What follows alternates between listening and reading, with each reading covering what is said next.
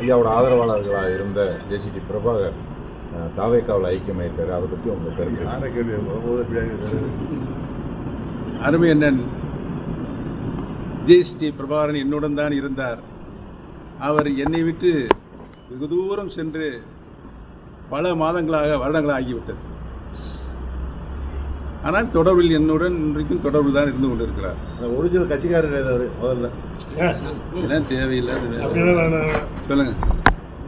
இப்போ அதிமுக ஒன்றிணைய வேண்டும் அப்படின்றது முதல் அனைத்து இந்திய அன்னார முன்னேற்ற கழகத்தில் இதயம் டாக்டர் புரட்சி தலைவர் எம்ஜிஆர் அவர்கள் எந்த நோக்கத்திற்காக இந்த இயக்கத்தை உருவாக்கினார்களோ, இந்த இயக்கம் யாராலும் வெல்ல முடியாத இயக்கமாக மாண்புமிகு இதயம் டாக்டர் புரட்சி தலைவி அம்மா அவர்கள் வளர்த்தெடுத்தார்களோ, அந்த நோக்கம் நிறைவேண்டும் என்று சொன்னால் அனைத்து இந்திய அன்னார முன்னேற்ற கழகத்தில் பிரிந்து கிடக்கின்ற சக்திகள் அனைத்திலும் ஒன்று சேர வேண்டும்.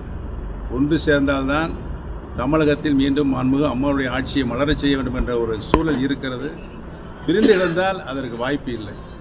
இப்போது அரசியல் களத்தில் தேர்தல் நெருங்கி கொண்டிருக்கின்ற இந்த தருணத்தில் எல்லா கட்சிகளும் இப்போ இந்த ஒருங்கிணைப்பு என்பது அதிமுகவில் சாத்தியமா அப்படின்றது சாத்தியப்பட வேண்டும் என்றுதான் அனைத்து இந்திய அன்னார முன்னேற்ற கழகத்தில் இருக்கின்ற 1.5 கோடி தொண்டர்களுடைய உரிமை குரலாக, மக்களுடைய குரலாக இன்றைக்கு ஒலித்துக் கொண்டிருக்கிறது. அதிமுக ஒன்றிணைய வேண்டும் அப்படின்ற ஒரு முதல் குரல் கொடுத்த திரு செங்கோட்டையன் அவர்கள் இப்ப தாவேக்காவில் ஐக்கியமாயிருக்கிறதுக்கு என்ன நினைக்கிறீங்க? அனைத்து இந்திய அன்னார முன்னேற்றத்தில் அனைத்து பிரிந்து கிடக்கிற சக்திகள் எல்லாம் முதல் குரல் கொடுத்த நான் தான் என்பதை தெரிவித்துக் கொள்ள கடமைப்பட்டிருக்கிறேன். இல்ல, அந்த குரல் கொடுத்தவர்கள் உங்களுக்கு உறுதுணையாக எடப்பாடி பழனிசாமி இருக்கும் வரை அதிமுக இணைய வாய்ப்பு இல்லை, அவர்கிட்ட கேட்கணும். இல்லை, ஐயா குரல் கொடுத்திருந்தாலும் அந்த செங்கோட்டையன் அவர்கள் அதற்கு வழிமொழிந்து அந்த கட்சியிலிருந்து அவர் ஒரு எதிர்ப்பு குரலை தெரிவித்து எல்லாமே செஞ்சிருக்காரு. அப்படி இருந்தவரை ஒருங்கிணைக்கிறத விட்டுட்டு ஒரு தாவேக்காவில் ஐக்கியமானதை எப்படி பாக்குறீங்க? அவர் இப்பொழுது அனைத்து இந்திய அன்னார முன்னேற்ற கழகத்தில் இல்லை. சொல்லுங்க. தேசிய ஜனநாயக கூட்டணியில அதிமுக உரிமை மீட்பு குழுவுக்கு ஒரு 3 தொகுதிகள் ஒதுக்கப்பட்டது கடந்த வாரங்களில் தவறான செய்தி. இந்த செய்தியை யாரும் நம்ப வேண்டாம் என்று சமீபத்தில் நடந்த எங்களுடைய மாவட்ட கழக செயலாளர் தலைமை கழக நிர்வாகிகள் கூட்டத்தில் பிரகடனம் செய்திருக்கிறோம். தவறான செய்தி, அந்த தவறான செய்தியை ஒளிபரப்பிய தொலைக்காட்சியுடன் நாங்கள் கண்டனமும் தெரிவித்திருக்கிறோம். மீண்டும் தேசிய ஜனநாயக கூட்டணியில் அதிமுக உரிமை மீட்பு கழகம் நீங்க யாராவது கேளுங்க, அவரே கேட்க சொல்லுங்க. மீண்டும் தேசிய ஜனநாயக கூட்டணியில் அதிமுக உரிமை மீட்பு கழகம் இணைவதற்கு வாய்ப்பு இல்லை. நாங்கள் அந்த கூட்டணியிலிருந்து வெளியில் வந்துவிட்டோம். வெளியில் மாண்புமிகு மத்திய உள்துறை அமைச்சர் அவர்கள் அழைத்தார்கள். சென்று தமிழகத்தினுடைய அரசியல் களத்தினுடைய நிலவரங்களை தெரிவித்து வருகிறார்கள். சொல்லுங்க. கூட்டணிகள் எந்த அளவுக்கு தேர்தல் நேரங்கள் நெருங்கி வருது? அதிமுக விருப்பமெல்லாம் எங்களை பொறுத்தவரையில் அனைத்து இந்திய அன்னார முன்னேற்ற கழகத்தில் பிரிந்து கிடக்கின்ற சக்தி எல்லாம் ஒன்று சேர வேண்டும். புரட்சி தலைவர் எம்ஜிஆர் அவர்கள் இந்த இயக்கத்தை உருவாக்குகின்ற பொழுது கழகத்தினுடைய சட்ட விதியை உருவாக்கினார்கள்.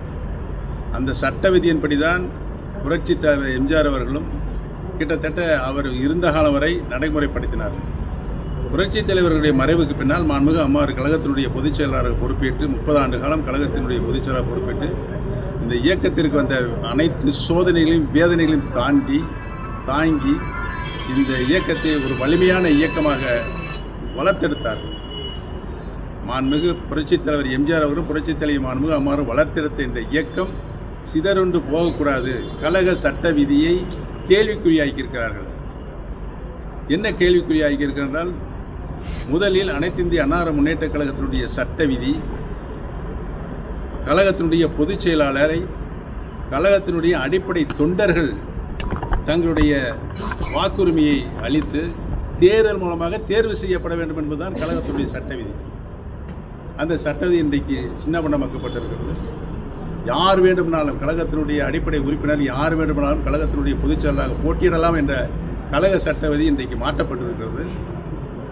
10 மாவட்ட கழக செயலாளர்கள் முன்மொழிய வேண்டுமா, 10 மாவட்ட கழக செயலாளர்கள் வழிமொழிய வேண்டுமா, 5 வருடம் அவர் போட்டியிடுகின்ற தலைமை கழகத்தின் நிர்வாகியாக இருக்க வேண்டுமாம். இது இந்த விதியை திருத்தி கொண்டு வந்திருக்கிறார்கள்.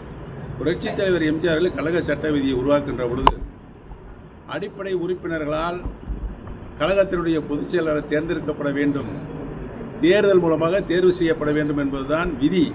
பொதுச் செயலாளரை தேர்வு செய்யப்பட்ட பின்னால் அந்த பொதுச் செயலாளர் பதவியேற்றுக் கொண்டு கழகத்தினுடைய அனைத்து அமைப்பு ரீதியான தேர்தல்களையும் பொறுப்புகளையும் தேர்தல் மூலமாக நடைபெறும் என்பதுதான் புரட்சித் தலைவர்கள் வகுத்த நீதி. அதைத்தான் மாண்புமிகு அம்மா அவர்களும் கடைபிடித்தார்கள்.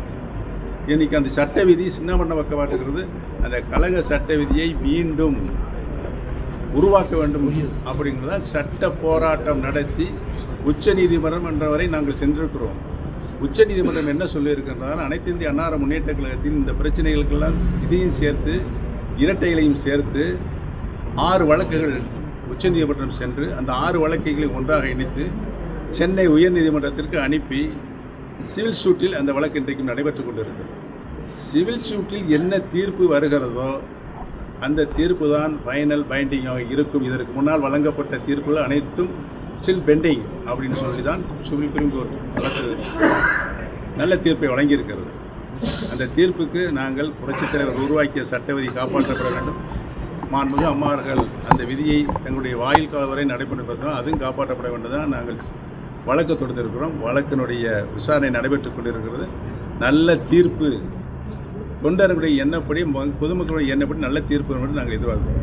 அதிமுக தொண்டர்கள் உரிமை மீட்பு குழுன்றது வந்து இப்ப அப்ப இந்த இதுல வந்து எங்களுடைய சட்ட போராட்டம் தொடர்ந்து நடைபெறும். புரட்சித் தலைவர் உருவாக்கிய சட்ட விதி காப்பாற்றப்படும் வரை இந்த சட்ட போராட்டம் நடைபெறும். தஞ்சை தமிழ் பல்கலைக்கழகத்தில் எம்ஜிஆர் பெயரை வந்து தமிழ்நாடு அரசு நீக்கிய ஒரு சர்ச்சை. புரட்சித் தலைவர் எம்ஜிஆர் அவர்கள் இந்த இயக்கத்திற்கு இந்த நாட்டிற்கு சேர்ந்த அரிய சாதனைகளை மறைக்கின்ற செயல் யார் செய்தாலும் கடும் கண்டனத்திற்குரியது. அவர் புகழை யாராலும் மறைக்க முடியாது. பல பேர் பல கட்சிகள் மறைப்பதற்கு நடவடிக்கை எடுத்து அவர் தோற்று போயிருக்கிறார்கள். அதிமுக ஒன்றிணைய வேண்டும் அப்படின்ற கொள்கையிலிருந்து எந்த மாற்றமும் இல்லை. வரும் தேர்தலுக்குள் அது நடத்துறது சாத்தியமாக எங்களுக்கு போராட்டமே அந்த போராட்டம் தான். கழக சட்ட விதியும் காப்பாற்றப்பட வேண்டும். அனைத்து இந்திய அன்னார ஒருங்கிணைக்க வேண்டும். மீண்டும் மாண்புமிகு அம்மாவுடைய ஆட்சி தமிழகத்தில் மலர வேண்டும்.